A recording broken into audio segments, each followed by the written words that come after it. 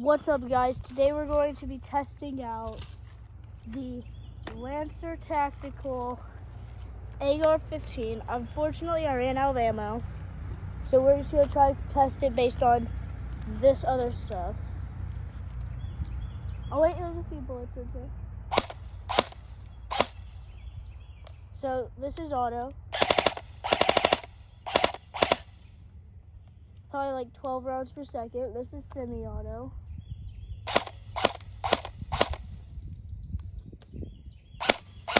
I'm not sure if you can hear that, but there's a target like 500, no, not 500 feet, about maybe 120 feet back, and it's hitting it, so it's probably worth your money. But in other words, I would say so the mag, how do you take it? So this is the mag.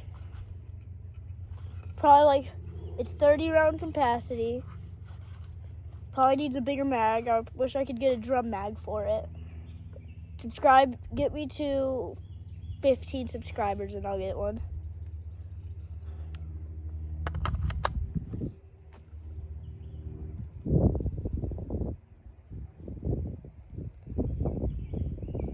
So I would say this would probably be worth your money.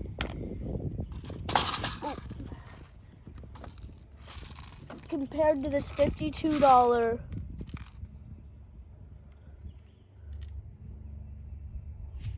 airsoft gun. So I'm hearing some stuff. I would say it's way better because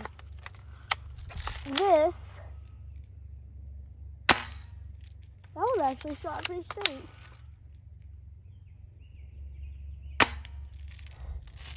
It shoots pretty straight when there's no wind, but when it's windy out, it really does affect it. So I would say get this Lancer Tactical AR-15 if you want quality. But if you want something that you can just like play around with your friends with, like scare your friends, I would say get this.